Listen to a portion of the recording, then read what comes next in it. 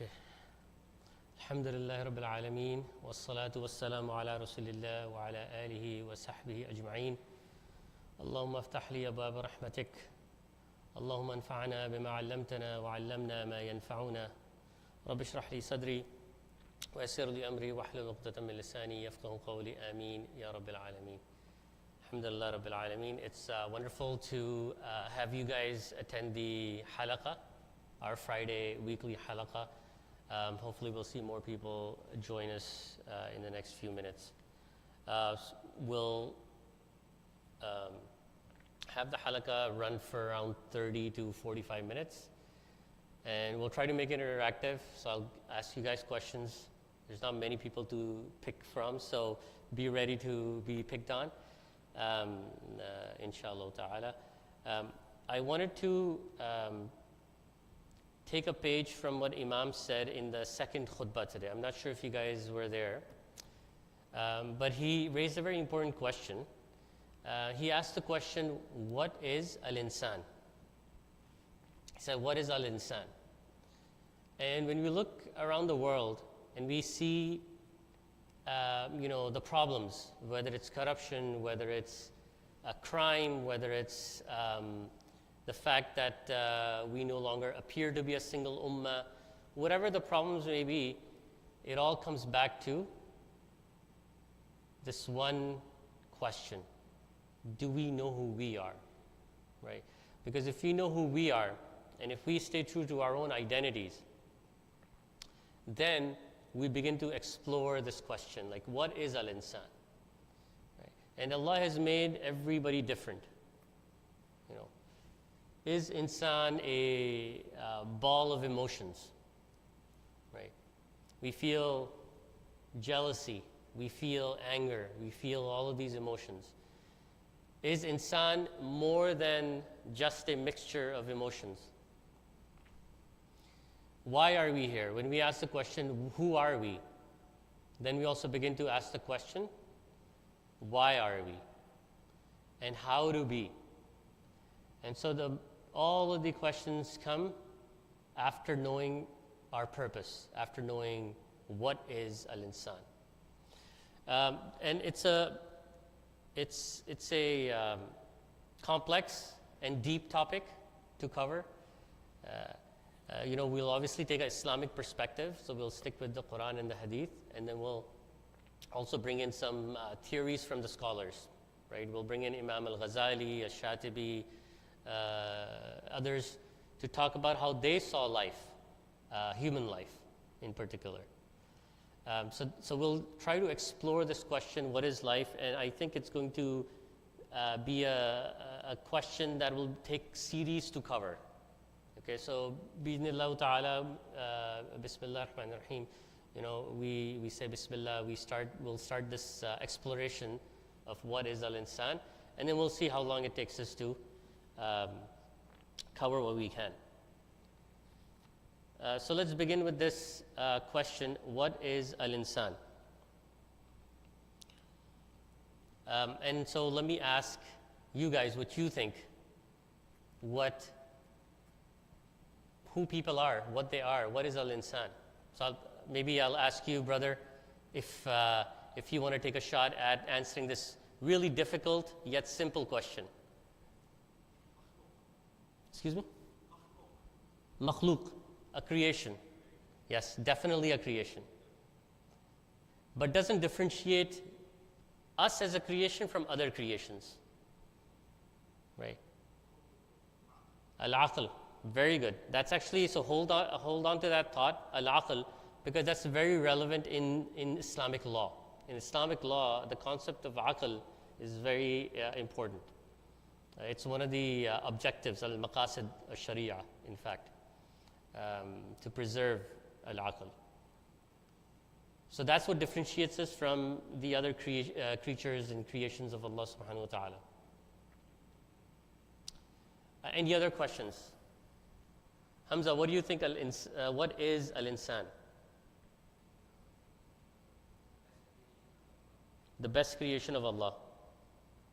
And with that implies a certain ird, a certain dignity, hurma, that is given to to man and women alike. And Allah subhanahu wa ta'ala says, right, that insan can be elevated above the angels or can be debased and become the worst of creatures. Depends on how we use the power and the intellect, aql, that has been given to us. Let's see in the Quran how Allah talks about al-insan and how Allah describes al-insan. So in one place in the Quran, Allah says, Surah Al-Alaq, خَلَقَ الْإِنسَانَ مِنْ عَلَقٍ, right? That we are but a alaq. And alaq is an interesting word. Does anyone want to take a shot at maybe explaining what alaq means? Alaq. It's, yes, you can talk about it from a physiological sense. You can say alaq is, something that's attached, something that's clinging on, right? And then grows into a fetus and thereby, eventually is born. Alaq, has root letters, right? Ain, lam, qaf. And in Arabic, these root letters signify things that are in suspension, that are hanging, okay? That are hanging somewhere. And it's very interesting that as the fetus matures, one of the first things that we see in the alaq is the heartbeat, right? That's one of the first organs, if you will, that is coming into existence. It's the heartbeat. And so it's the heart that's essentially attached to rahim, or to the womb, which is a place, again, rahim coming from the attributes of Allah, ar-Rahim, ar-Rahman, meaning a place of mercy, right? And our hearts are first connected to a place of mercy. And then as we are born and we grow old and we mature, our hearts begin to get attached to different things, to the material versus the spiritual. There is a hadith that I want to bring up, which is a hadith that talks about the 7 shelters or shades on the day of judgment. And one of them is a shade for those whose hearts are connected to the house of Allah, to the masajid. That when they leave, it is as if their hearts have been hung in the masjid, and so they miss the masjid when they're not in the masjid, and then they come back to the masjid. And subhanallah, what is masjid? Masjid, again, a place of forgiveness, a place of rahmah, just like rahim, right? From the womb we come to the masjid, and we our hearts, we ask, are attached to the masjid so that we enjoy the shade of Allah subhanahu wa ta'ala on that day, where there will be no shades. So that's alaq. Allah subhanahu wa ta'ala in another place says, خُلِقَ الْإِنسَانَ مِنْ عَجَلٍ, that insan has been made in haste or from haste, meaning that man is hasty by nature. أَلْهَاكُمُ التَّكَاثُرُ حَتَّى زُرْتُمُ الْمَقَابِرَ. That not only are we hasty, that we ask for things now, and we have this quick need for gratification.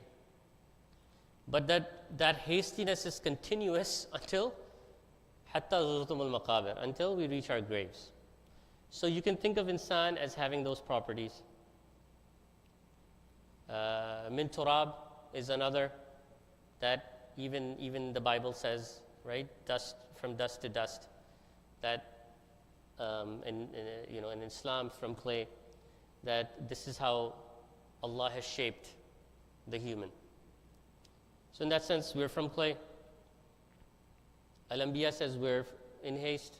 Al-Alaq says that we are, a physical, a thing that's clinging.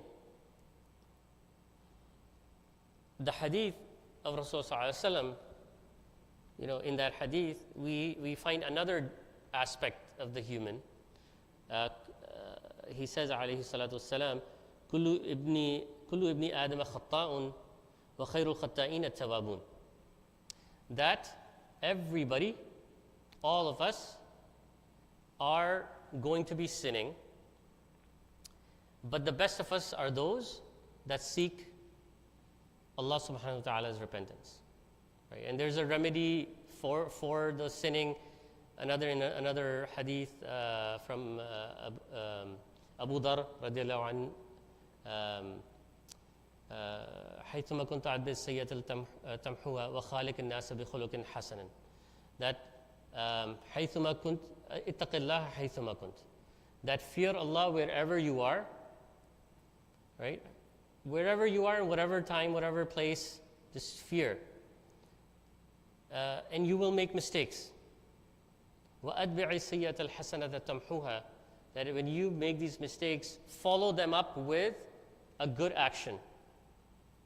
And then finally, وَخُلُقِ النَّاسَ وَأَتْبِعِ السَّيِّئَةَ الْحَسَنَةَ تَمْحُوهَا وَخَالِقِ النَّاسَ بِخُلُقٍ حَسَنٍ. And be with good manners to the people around you.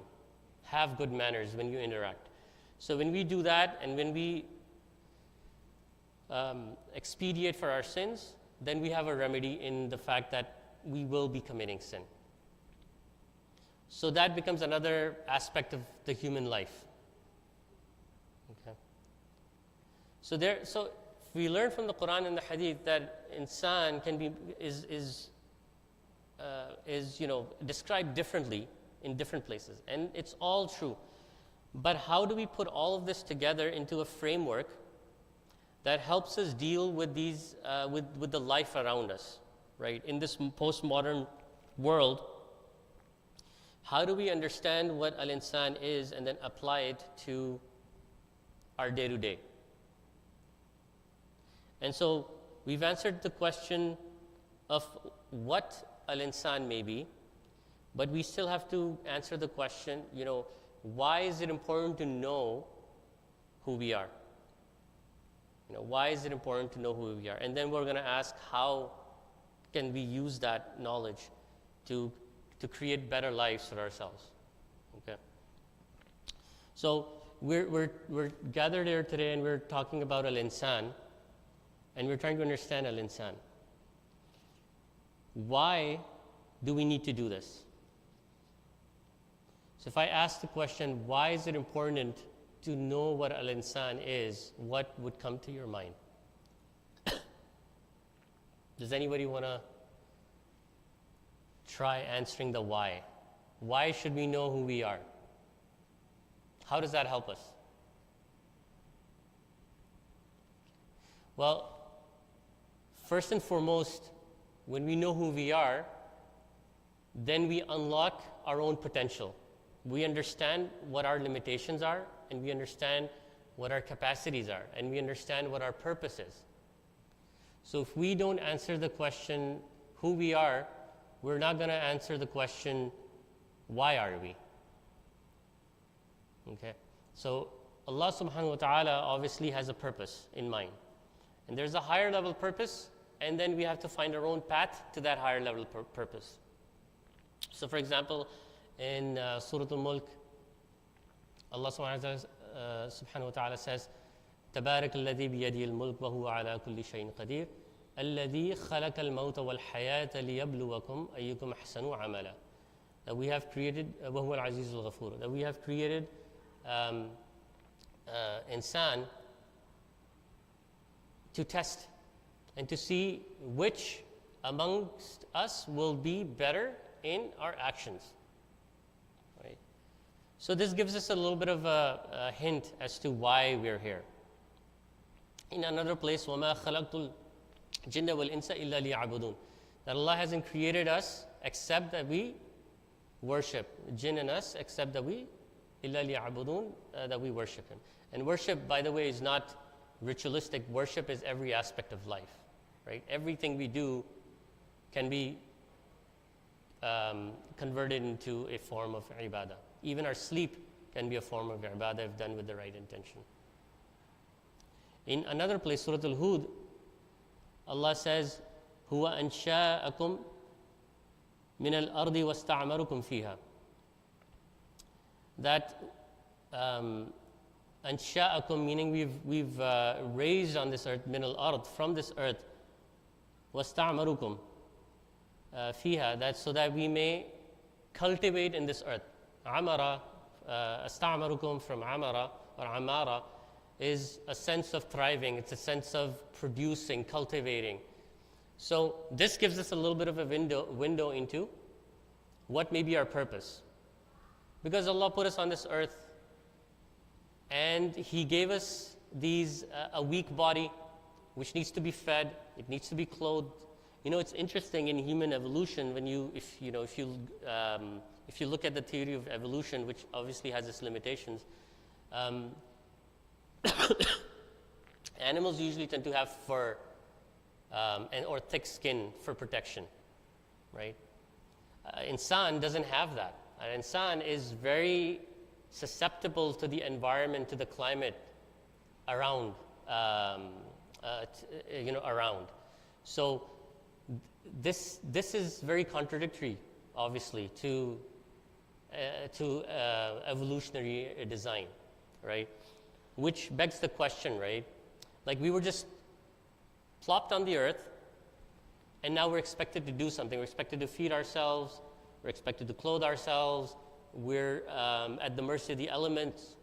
And so we have to come together as a civilization to increase our chances of survival. This is what sta'amarukum means. To come together to create civilizations and to be producers. To be producers. To add value to this world. The Muslim community isn't a producer anymore. If you look at in terms of GDP, right? We're not exporters, we're not producers of a lot of goods and services. But the idea here is that this is a general expectation because you are going to come, you're going to do trade, you're going to have jobs, and so the expectation is that there is this cultivation that's happening, fiha, in it.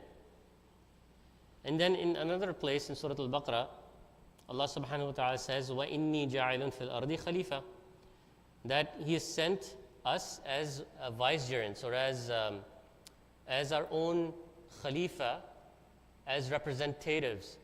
And our capacities may be different, right? Maybe we have, our influence of circle may vary depending our positions of authority, our impact in the world. And so we all have an impact.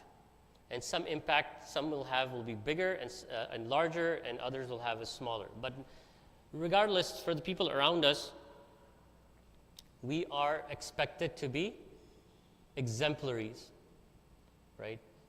How do, and the word, viceger or khalifa, it's about sustainability. It's about maintaining. The world by design is in, the world's default position is chaotic, right? Law of thermodynamics, if anybody remembers that from school. Like there's always entropy, right? There's always a tendency towards chaos. Things just don't stay the way they are. We clean the carpet every day, but if we didn't clean it and nobody came to dirty it, it'll still become dirty. It'll still become worn. Even though we never use it, the stains will appear and the dust will form and the cobwebs will appear. And so there is this maintenance that has to happen, ongoing, constantly. And this is what a khalifa does for the entire planet. Okay? So there we find a reason for maybe this is something hinting at what the purpose might be. Now, can anyone think of any other reason why we need to answer this question for ourselves, who we are? Would we be different? Would we act differently if we knew who we were better? Right? Yeah, so, yeah, shaking your head. How about you? No? You'd be the exactly same person? You already know who you are? Alhamdulillah, I wish I was like you. Yeah. Sorry? To where we're going. SubhanAllah, very good. Yeah, where are we going? So if this world is meant to be a test, then what happens afterwards? There's an analogy that comes to mind. So imagine you're traveling, okay?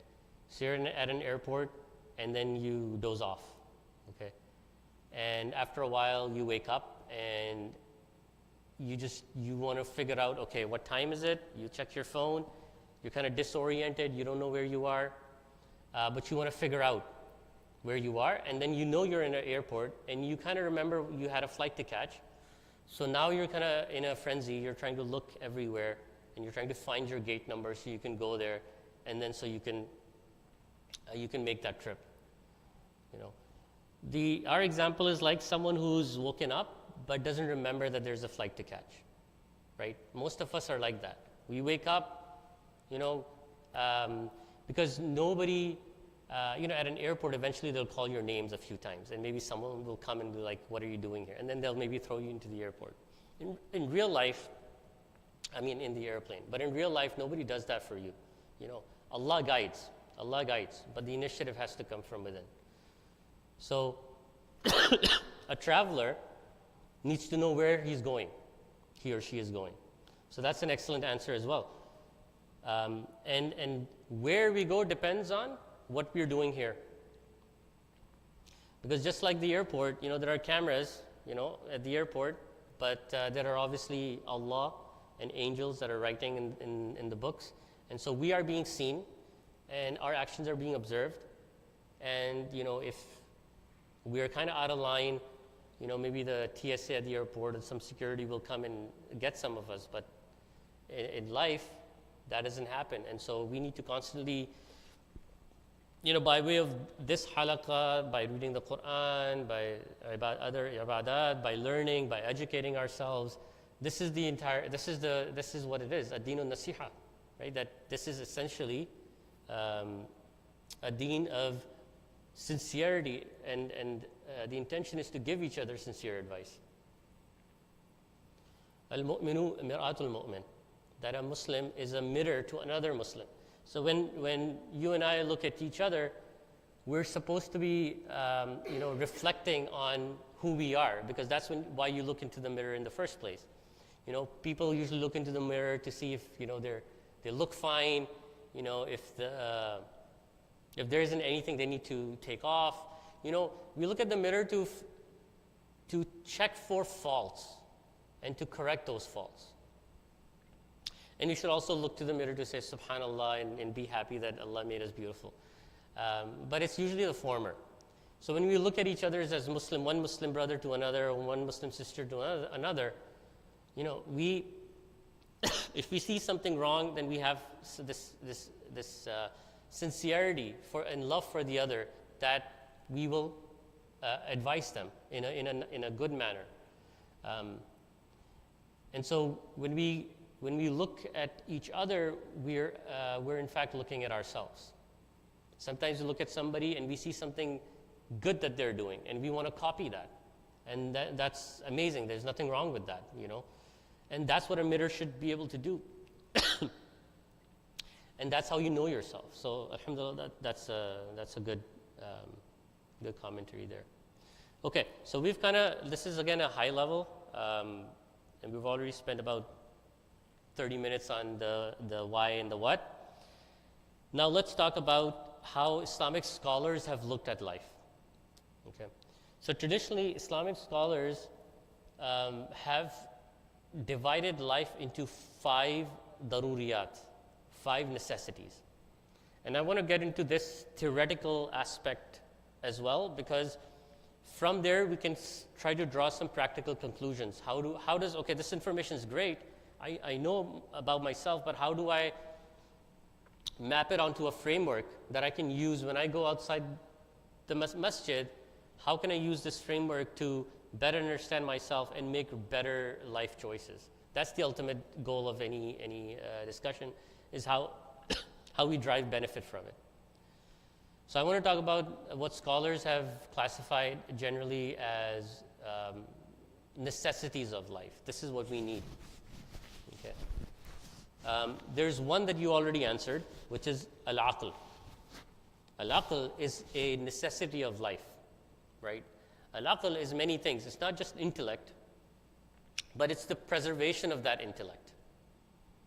When we see what's happening with media, mainstream media, singular narratives, selective freedom of speech, right? The reaction we see to the protests that are happening on campuses, the in-campuses that are happening, this is intellect. Like, intellect is not just a word, nice word on paper. It actually is discourse, opinion shaping, policy forming. This is how think tanks come into being. And then, we have civil movements that are based in philosophies and intellectual discourse. So al-aql is, the scholars have always agreed that this is one of the 5 necessities of life, the preservation of the aql. Now, does anybody want to guess, or take a shot on what others might be?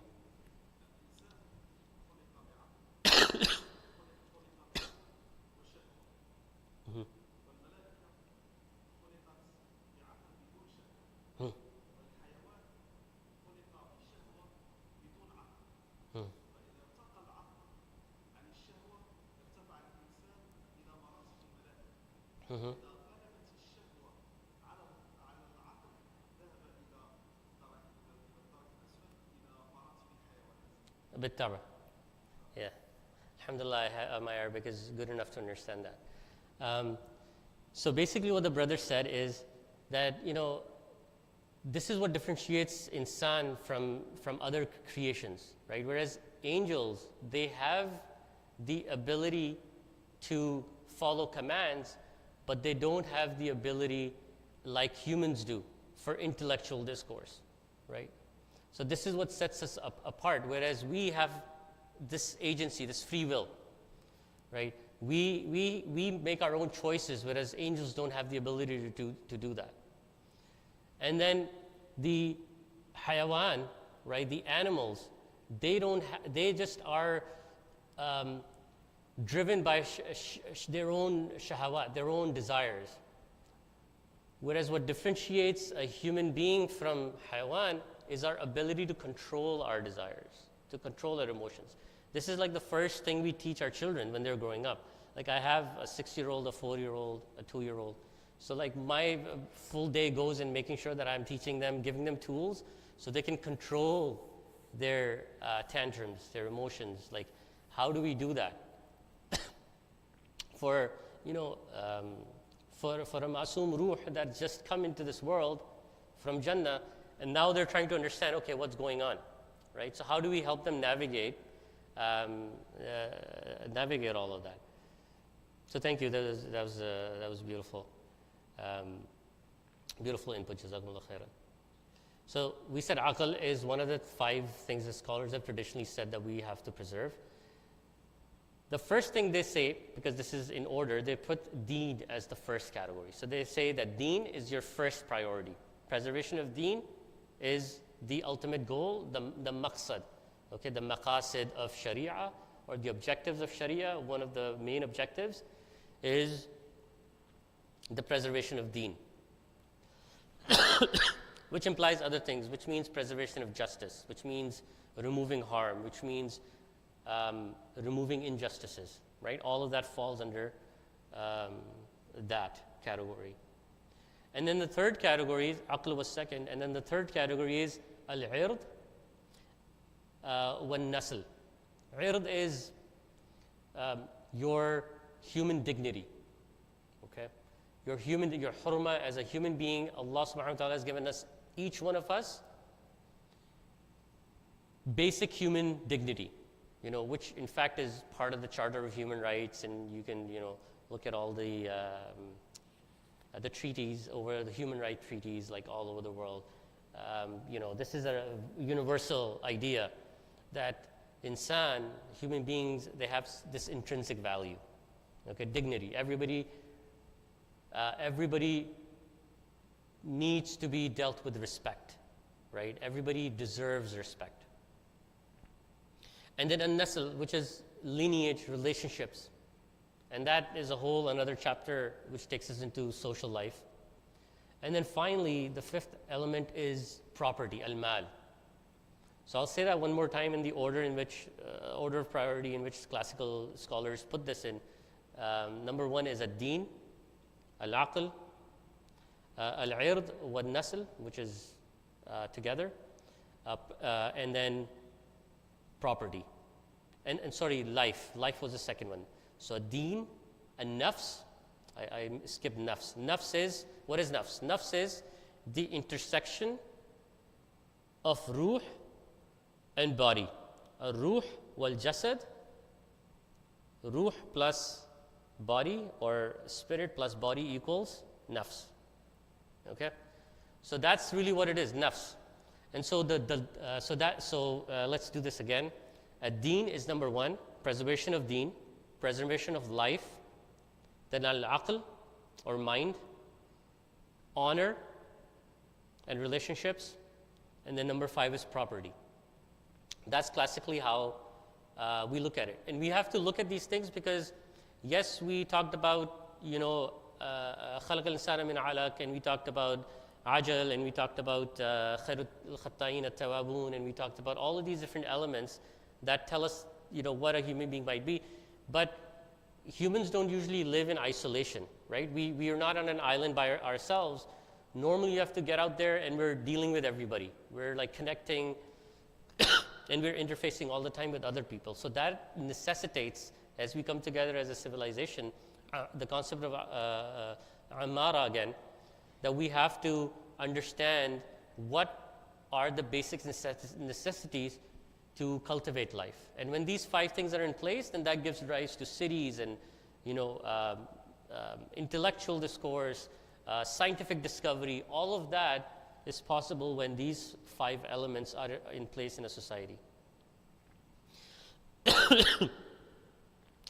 Now, Imam al-Ghazali, he takes a slightly different approach where yes, he recognizes that these are your five main necessities, but he questions the idea of a deen being separate from the other four. Like, is deen really a category in itself? Or does deen really cut through all the other four? Like, isn't aql part of deen? Isn't hurma, dignity, part of deen? Isn't al-mal part of deen because of, the laws of interest and financial and trading? Isn't life and nafs part of deen? Because we have these we need to take care of our bodies. There's purities, impurities, all of that. So he postulates, right, that yes, he divides the world and the aspects of life into two categories. So he says that there is a worldly aspect to things, and then there is a spiritual aspect of things. That every single thing you do, you think, you interact with, will always have a spiritual component and will always have a physical component, a metaphysical and a physical component. Okay? So even when I'm speaking, depending on what I'm saying, right, and my intentions, I may be either spiritually declining myself, spiritually draining myself, or I might be spiritually energizing myself, right? The things we do might be spiritually draining or spiritually uplifting. And so you really can't get away from this idea. As long as you're a human with aql, and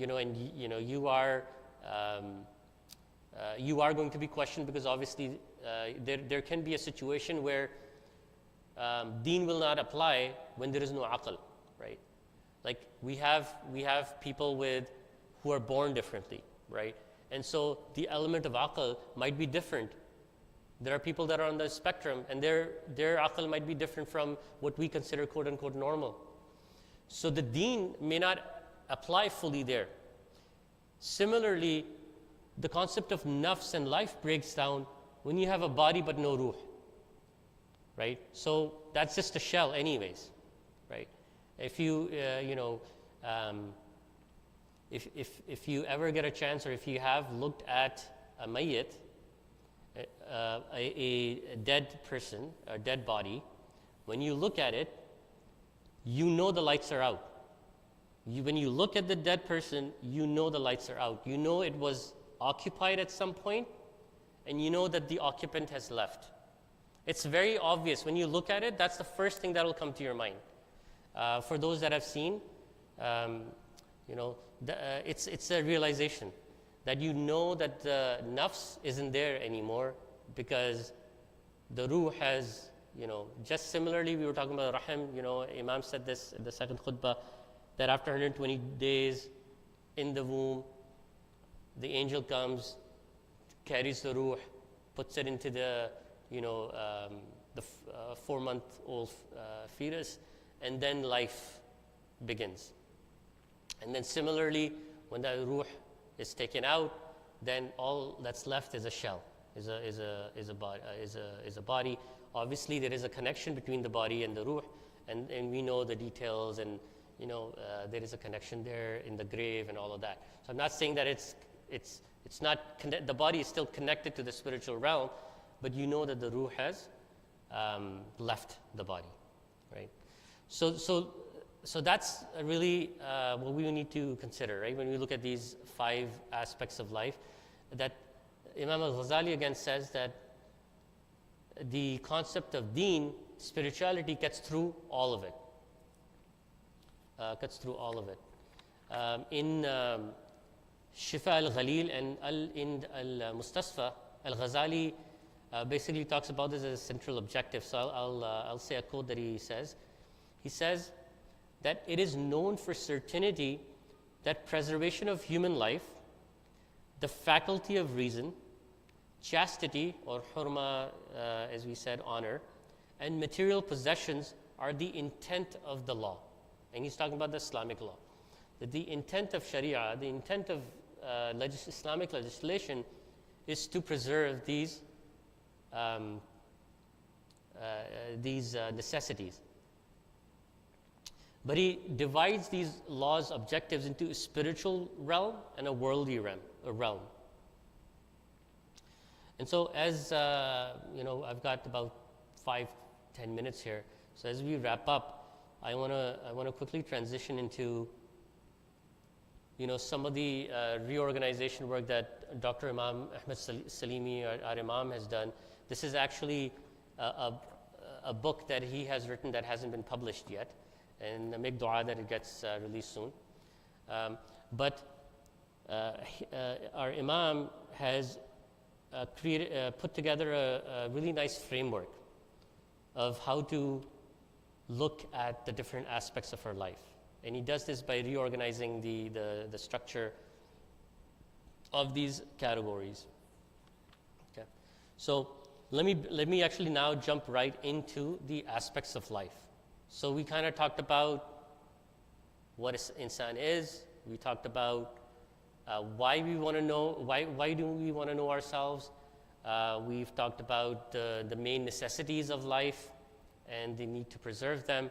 And now we're going to talk about the aspects of life. And inshallah, in other halaqas, I can continue down this path and expound on this. But let's talk about the aspects of life. So the aspects of life, we already said, based on what Imam al-Ghazali said, deen wa dunya. Worldly, deen is spiritual or heavenly, and then worldly. Okay. Now within deen and dunya, you can put the other 4 categories. So let's talk about the next one, which is the nafs, life, human life. So human life is, as I said, soul plus body equals human life, right? Soul plus body equals human life. And soul is a spiritual aspect, and the body is a biochemical, like physiological aspect, right? We are bound by the laws of gravity. This ruh is not bound by the laws of gravity. That's human life. The next aspect is aql. Aql can also be now split into a spiritual component and a worldly component. And aql, you can actually call it now intellectual life. So we first talked about human life, now we're moving into intellectual life. Intellectual life by itself can now be broken down, based on this theory, into the mind, which is al-aql. This is memory, consciousness, right? Science still can't measure consciousness. Okay, so the aspect of mind, I think, therefore I am. What is truly going on inside your head, nobody knows except you and Allah subhanahu wa ta'ala, right? So that occupies the spiritual life, which reminds me, like a quick tangent, the Japanese, they have a proverb, a three-face proverb they call, which they believe that everybody has three faces, okay? That the first face is what you show to the world. This is your public image. This is how people think of you when they see you. This is your brand, right? In your office, in other workplaces. You have a face that is for the public. And then you have a second face that is for the family and the friends. So your family, your friends will know you differently, will interact with you differently. They'll have more understanding of who you are. Okay, so your family and friends get to see the second face. Okay, and then there's a third face that nobody ever gets to see. It's the face that's inside, and only you know who you are in that for that face. And so there is this idea, in Japanese culture and other places, that all human beings have these three faces, if you will, right? One for the public, one for the family, and one that only we know and Allah knows. Okay. Of course, Islam teaches us to be consistent in that face, right? What Islam says is, don't be different faces, be the same face everywhere, every place. But obviously, that is a struggle for all of us. Okay, so that was a tangent on the mind piece. And then the other component of intellectual life is the brain. So think of it, just like we said, body and soul equals nafs, human life. We're now saying the mind plus brain, dimagh, mind plus brain together gives rise to intellectual life, right? Because brain is a physical thing that's in your head, right? So it's part of this worldly dimension. And the mind is subconscious, okay? So together, the mind and the brain give rise to intellectual life. Okay, so we covered human life, we covered intellectual life. And then the next aspect of all our human lives is the social aspect. Okay, we covered the human aspect, we covered the intellectual aspect. Now we're on the social aspect, the social life. The social life, again, can be broken down into a spiritual realm and a worldly realm. Al-alaqat, relationships. The bonds that we have with our family, our friends, the rawabit that we have with our, the spouses. All of those relationships together have a deen component to them, right? Correct? Like there are obligations, there are responsibilities that need to be met there. And so that is your deen side. And then on the other side, on the material side, you've got people. So you've got people and you've got relationships. And so relationships and people together will give rise to social life. Okay. Again, this is according to a theory. We can talk about this afterwards, and you can tell me other things. But we're sticking with the theory here. Okay, so that's how we begin to understand the importance of social life. That it's not just me, but it's the combination of people and the relationships that comes with it. Okay. The fourth aspect is material life, and we called it al-mal previously, or property. And material life is also broken down, right, into a worldly and heavenly component. The worldly component is easy to understand. Basically, material life consists of property, ownership. So we own things. Okay. Of course, Allah subhanahu wa ta'ala is the Malik, He's the owner of all things. But we have ownership, we own our houses, we own our cars, and there is a concept of stealing, right? Because that's why it's called stealing, because you own it and somebody takes it from you, so it becomes stealing. And then the Dini aspect of that, material life, is the entitlement. It's the inheritance, the earnings, the charity laws, the gifting, the trade and exchanges that happen, the production, al-amara we talked about. All of those rules that govern fair trade, they are part of your deen. And so that is what we call entitlement.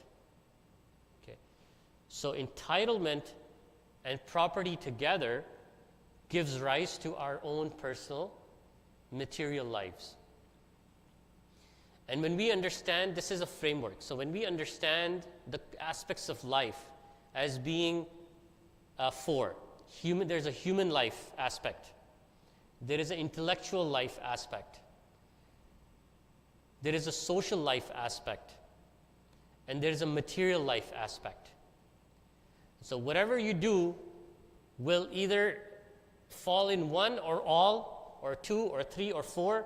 Like you can be all in one, or you can have a specific case that's just in one category. But this is how life is. Life is complex, and so many of these, when you have a use case, and you subject that use case against this framework, then your use case may fall under multiple aspects, right? Marriage, for example, right, is definitely a social aspect. But there can be a material aspect to it, right? There's definitely one, a financial aspect to it. And then there can be an intellectual aspect to it as well, because you have to be aware, and there might be, especially when you have to have the right aqidah before you marry. So there's this intellectual component as well that comes into play. So these were the four aspects that I wanted to talk about. I just don't have time to get into each one of them. Inshallah, we'll cover that next time. But this is, our takeaway. Think about, when you go home, think about these four aspects of life and how it impacts you. Because what ideally we want to do in the next series is talk about how to improve these components. So for example, when I talk about human life, I said soul plus body equals human life. But if I want human life to be enhanced, then I need to figure out how to improve my ruh and how to improve my body. And if I improve those two things, then overall I'm improving my life. Same thing for material life. If I learn what the components of entitlement are and what it means, what it means to have ownership of property, then together I begin to start to uncover ways how I can improve my financial life. So all of this will become very meaningful as we put it into practice. Today's session was more around the theory of it, and inshallah we'll do practical live examples for each of these categories in some other time. But I wanted to just open up the floor now to any questions or comments that anyone has before we make dua and get ready for Salatul Maghrib. So any questions? A lot to process, and it's okay. Like, I tend to cover this multiple times in the next few series. But any questions from anybody on any aspects of life or anything that we've covered so far? Risk. Yeah. So which category would you put that in? Where would you put that in? Is it part of human life? Material life? Yeah, material life. All right.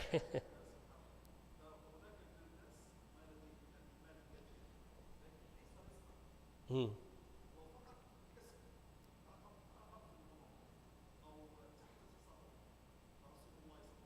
So,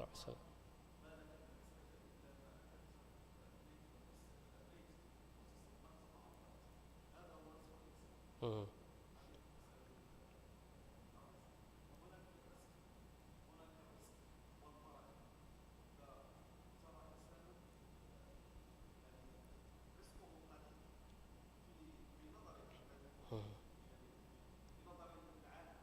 Hmm. طيب. Yeah.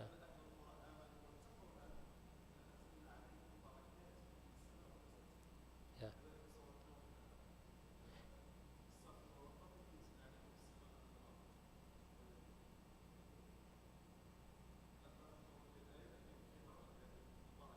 Yeah. Yeah, the brother said something very wonderful. Just to summarize, risk is written, right, for everybody. It's preordained, right? It's written. And then beautifully, what the brother said is that sometimes what will appear to the eyes or to the masses in public is that something is very small or something very little. Okay? But Allah subhanahu wa ta'ala will put so much barakah in it that it gives a lot of benefit. Thamarat upon thamarat from something very small. Right? So that's a very important example, because risk too has a worldly aspect and a spiritual aspect. And in a worldly aspect, it's only 2 dinars, right? But in the spiritual aspect, it might be very heavy in the scales for Allah subhanahu wa ta'ala, right? And we might be surprised to see it on the Day of Judgment. Like, where did all this heavy, mal come from? And it'll be that those little small 2 dinars. But we gave when we didn't even have that much, right? Subhanallah. Okay, جزاكم الله خيرا. ربنا آتنا في الدنيا حسنة وفي الآخرة حسنة وقنا عذاب النار. اللهم انفعنا بما علمتنا وعلمنا ما ينفعنا. رب زدني علما وفهما وهلما. رب ارحمهما كما ربياني صغيرا. ربنا آتنا في الدنيا حسنة وفي الآخرة حسنة وقنا عذاب النار. ربنا تقبل منا إنك أنت السميع العليم وتب علينا إنك أنت التواب الرحيم. آمين يا رب العالمين. جزاكم الله خيرا.